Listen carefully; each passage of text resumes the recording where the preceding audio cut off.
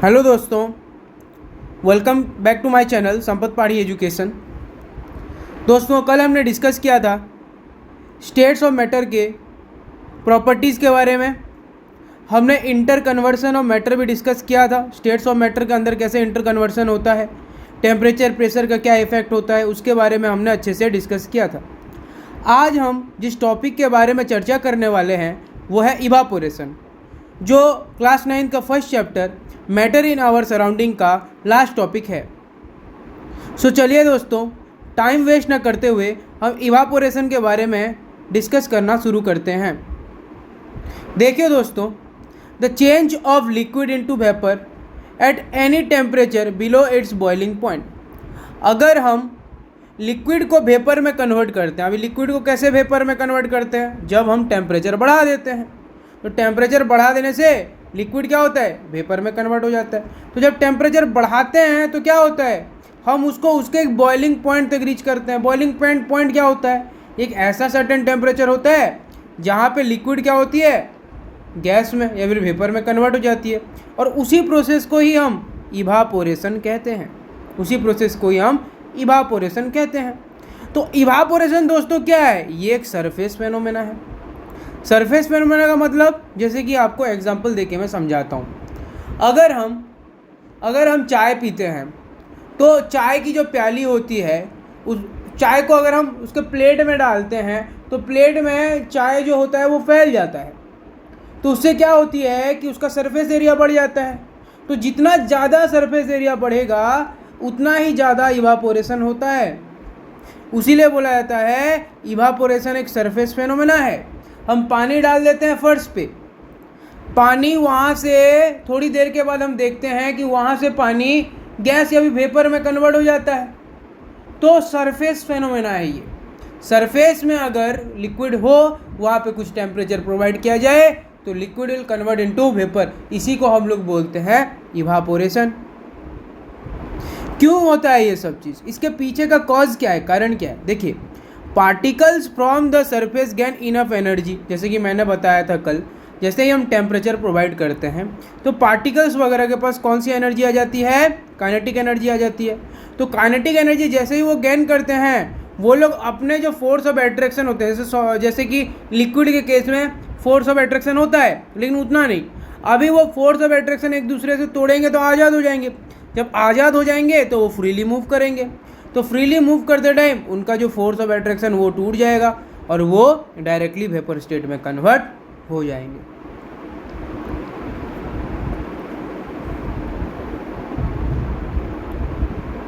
सो दोस्तों, अभी हम डिस्कस करेंगे factors affecting evaporation.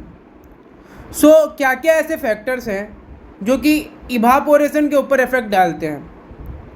The rate of evaporation depends upon surface area, temperature, humidity and wind speed. देखो बोला क्या जा रहा है दोस्तों कि इवापोरेशन जो फेनोमेना है उसका रेट वो कितने स्पीड में होगा, कितने स्लो में होगा, कैसा होगा, किसके ऊपर डिपेंड करेगा, उसके सरफेस एरिया के ऊपर डिपेंड करेगा, टेम्परेचर के ऊपर डिपेंड करेगा। हम टेम्परेचर बढ़ाएंगे घटाएंगे तो उस हिसाब से यहाँ पर इवापोरेशन के रेट में चेंजेस आएगी।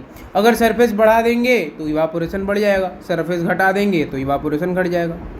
ह्यूमिडिटी का मतलब होता है the amount of water vapour present in air, उसको ह्यूमिडिटी बोलते हैं। तो जब ह्यूमिडिटी होता है तो उस केस में क्या होता है, टेम्परेचर घट जाता है। अभी आप विंड स्पीड देख लीजिए, विंड जितने स्पीड में ब्लो करेंगे, जितना स्पीड में विंड ब्लो करेगा उतना स्पीड में ही चीज़ें सूखती हैं। जैसे कि अगर हम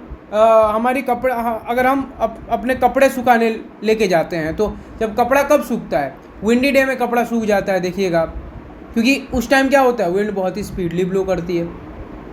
so increase in the surface area increases the rate of evaporation. जैसे मैंने बोला, हम सरफेस एरिया बढ़ा देंगे तो इवापोरेशन बढ़ जाएगा, सरफेस एरिया घटा देंगे तो इवापोरेशन घट जाएगा। फिर increase in temperature increases the rate of evaporation. अगर हम टेम्परेचर बढ़ा देंगे, गर्मी बढ़ा देंगे, जल्दी उसके बॉइलिंग पॉइंट को रीच करेगा लिक्विड और वो वेपर में चेंज हो जाएगा। तो टेम्परेचर बढ़ा देने से क्या होता है, रेट ऑफ इवापोरेशन ज़्यादा हो जाता है। टेम्परेचर घटा देने से रेट ऑफ इवापोरेशन घट जाता है। Increase in humidity decreases the rate of evaporation. आप देखना, जिस दिन थोड़ा क्लाउडी होता है उस दिन इवापोरेशन ठीक ठाक नहीं होता, क्योंकि ह्यूमिडिटी ज़्यादा होती है एयर के अंदर, अमाउंट ऑफ ड्रॉपलेट्स ज़्यादा होते हैं। उसी के दौरान वो दिन बहुत चिपचिपा लगता है, हमें इरिटेट लगता है उस दिन। Increase in wind speed increase the rate of evaporation. जितनी ज़ोर से हवाएं बहेंगी उतने रेट से ही इवापोरेशन होगा। विंड स्पीड इंक्रीज होगा तो इवापोरेशन इंक्रीज होगा। जैसे कि हम क्या करते हैं, अगर घर में कपड़ा नहीं सूखता उसको हम फैन के नीचे सुखाने की कोशिश करते हैं, हमें उसे विंड देने की कोशिश करते हैं। तो जितना ज़्यादा विंड उसे प्रोवाइड किया जाएगा, वहाँ पे जितने भी वाटर ड्रॉपलेट्स या पार्टिकल्स होते हैं वो वहाँ से ब्लो करके दूसरे जगह चले जाते हैं। तो इससे क्या होता है कि उस सरफेस के हिसाब से जो कपड़े होते हैं वो सूख जाते हैं। तो विंड स्पीड हम जितना ज़्यादा प्रोवाइड करेंगे तो उतने जल्दी ही वो इवापोरेशन होता है, रेट ऑफ इवापोरेशन इफेक्ट उतने जल्दी ही होता है। जैसे कि मैंने बोला कि increase in the surface area increases the rate of evaporation. जितना ज़्यादा सरफेस एरिया होगा उतना ज़्यादा इवापोरेशन होगा, जितना ज़्यादा टेम्परेचर होगा उतना ज़्यादा इवापोरेशन होगा। ह्यूमिडिटी जितनी डिक्रीज होगी रेट ऑफ इवापोरेशन उतना ज़्यादा होगा। और इंक्रीज इन विंड स्पीड, अगर विंड स्पीड इंक्रीज होगी तो रेट ऑफ इवापोरेशन भी इंक्रीज होगा। तो बहुत ही सिंपल ढंग से मैंने आपको फैक्टर्स अफेक्टिंग इवापोरेशन पढ़ाया। अभी हम नेक्स्ट टॉपिक की ओर बढ़ते हैं। देखिए दोस्तों, हमने अभी factors of evaporation, factors affecting the rate of evaporation, उसके बारे में डिस्कस किया। अभी हम डिस्कस करेंगे फैक्टर्स इफेक्टिंग इवापोरेशन के कुछ डायग्राम्स के बारे में देखते हैं हम। यहाँ पे देखिए आप, इवापोरेशन के बारे में कुछ डायग्राम दिया गया है, कुछ डायग्राम से मैं आपको समझाने की कोशिश करता हूँ। देखिए जैसे यहाँ पे ये वाटर है, यहाँ पे वाटर मॉलिक्यूल्स हैं। तो जब यहाँ पे टेम्परेचर पड़ रहा है, सन की लाइट पड़ रही है, कुछ भी अगर टेम्परेचर प्रोवाइड किया जा रहा है, तो जब वो बॉइलिंग पॉइंट में अपने रीच हो जाएंगे, बॉइलिंग पॉइंट में पहुँच जाएंगे, तो वो क्या है, वो उनके अंदर जो फोर्स ऑफ एट्रैक्शन है वो टूटने लगेगा, वो फ्रीली मूव करके वेपर बन के फिर एटमॉस्फेयर की ओर चलेंगे। अभी यहाँ आप देख सकते हैं कि जब सरफेस एरिया में, जैसे मैंने बोला था कि इवापोरेशन जो होता है एक सरफेस फेनोमेना होता है, तो हाई एनर्जी इवापोरेशन जहाँ होगा वही सरफेस से ही क्या होंगे, वहाँ के जो वाटर पार्टिकल्स के अंदर फोर्स ऑफ एट्रैक्शन ब्रेकडाउन होगा और वो लोग इवापोरेट होकर गैस में चेंज होकर डायरेक्टली एटमॉस्फेयर में जाएंगे। यहाँ पे नीचे लोअर एनर्जी होता है, लेकिन सरफेस जो होता है ना, वहाँ पे रेट ऑफ इवापोरेशन सबसे ज़्यादा होगा। पानी के सतह के ऊपर रेट ऑफ इवापोरेशन सबसे ज़्यादा होता है। देखिए दोस्तों, यहाँ पर टॉपिक है कि इवापोरेशन कॉजेज कूलिंग। इवापोरेशन जो है वो ठंडक प्रोवाइड करता है। जैसे व्हेन ए लिक्विड इवापोरेट्स, जब भी कोई लिक्विड इवापोरेट करता है, the particles of the liquid absorb heat from the surrounding and evaporates so the surroundings become cooled. देखिए इसका मतलब ये है कि जब भी कोई लिक्विड इवापोरेट करेगा, उसके आसपास की जो सराउंडिंग है, वहाँ के भी जो पार्टिकल्स हैं वो भी इवापोरेट करके चले जाते हैं। उससे क्या होता है कि इवापोरेशन ठंडक प्रोवाइड करता है। जैसे कि आपने देखा होगा कि समर सीजन में हम अपने रूफ के ऊपर, छत के ऊपर पानी स्प्रे करते हैं। तो पानी जब स्प्रिंकल करते हैं वो क्यों करते हैं? क्योंकि जब वो पानी सूखेगा, इवापोरेशन से जब वो पार्टिकल्स वेपर में चेंज होंगे, तो वो जो सरफेस है, रूफ का सरफेस, उसको कूलिंग करके वो इवापोरेट होगा, मतलब वहाँ पे ठंडक प्रोवाइड करेगा।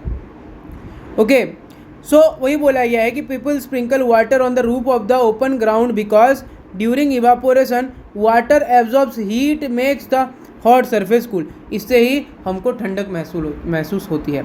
आपने अगर अपने हाथों में एसीटोन डाला होगा, एसीटोन मतलब जो कि हम नेल पॉलिश वगैरह यूज़ करते हैं, वो जल्दी सूख जाता है। वो जल्दी सूखते ही वो क्या होता है, ठंडक हमारे पाम में प्रोवाइड करता है। इसका मतलब क्या है, वो जब इवापोरेट होता है उसके साथ साथ हमारे हाथों के जो पार्टिकल्स होते हैं उनको भी वो इवापोरेट करके लेके जाता है, जिससे क्या होता है कि ठंडक हमारे हमारे हथेली को प्रोवाइड होती है। During summer we sweat more because during evaporation the sweat absorbs heat from the body making the body cool. देखिए हमारे बॉडी का एक मैकेनिज्म है कि कुछ स्वेट ग्लैंड्स होते हैं हमारे बॉडी में जो कि स्वेटिंग प्रोवाइड करते हैं। कब? समर सीजन में ज़्यादा स्वेटिंग देखने को मिलता है, क्योंकि बॉडी हमेशा हमारा टेम्परेचर रेगुलेट करने की कोशिश करता है। तो क्योंकि स्वेटिंग होता है और इवापोरेशन हमारे बॉडी से स्वेट का होता है, जिससे क्या होता है कि हमारा बॉडी का जो टेम्परेचर है वो मेंटेन होके रहता है। हम ज़्यादातर कॉटन क्लॉथ्स क्यों प्रेफर करते हैं समर में पहनना? क्योंकि वो हमें कूल प्रोवाइड करते हैं, ठंडक प्रोवाइड करते हैं। क्योंकि कॉटन जो होता है, cotton is a good absorber of sweat, वो पसीने को ठीक ढंग से एब्जॉर्ब कर सकता है। When the sweat evaporates, it absorbs heat from our body, और जैसे ही वो पसीना हमारे बॉडी से इवापोरेट होता है, वो ज़्यादा से ज़्यादा हीट एनर्जी हमारे बॉडी से एब्जॉर्ब करके लेके जाता है और हमारे बॉडी को कूल कर देता है। यही कारण से इससे हमको पता चला कि जो इवापोरेशन है वो कूलिंग इफेक्ट देता है।